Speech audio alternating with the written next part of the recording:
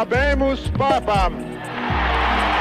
Habemus Papam, fumée blanche à Rome. Et oui, la fumée blanche est sortie de la cheminée. Nous avons un nouveau pape. Et non, cette fumée blanche n'est pas le résultat d'un bang entre ecclésiastiques, de cette fameuse plante divine aux propriétés transcendantes.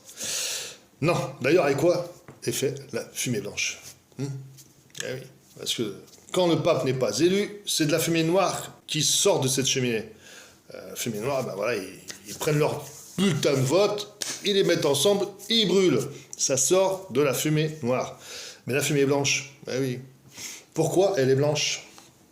Ben déjà, c'est pour annoncer la nouvelle recrue du Vatican, le nouveau boss, bien évidemment.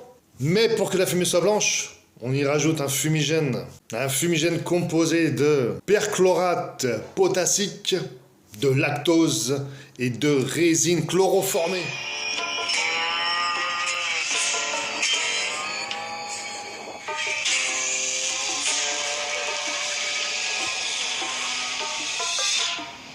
Souhaitons la bienvenue à ce nouveau pape, Léon Croix Bâton V. Ah mort, Louis Croix-V Bâton. Ah mort, Louis Croix-V Bâton. Ah mort, Louis Croix. Il sait pas lire Henri XVI, il est naze, je me dis. Dit Robert Francis Prévost.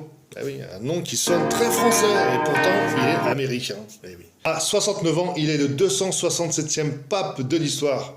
Et le premier américain de l'histoire. Le premier américain pape. Et c'est Trump qui en est content. Il a d'ailleurs fait une petite déclaration. Et il a, bien sûr, montré toute sa fierté de cette élection du nouveau pape.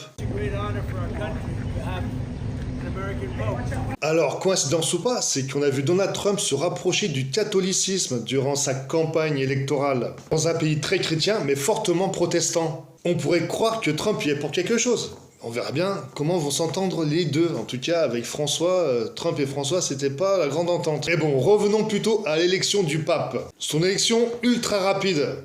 4 scrutins en 2 jours de vote. Les cardinaux n'ont pas traîné à la tâche. Ils ont choisi le nom de Léon XIV. En hommage à un ancien pape du 19e siècle, très connu pour sa diplomatie.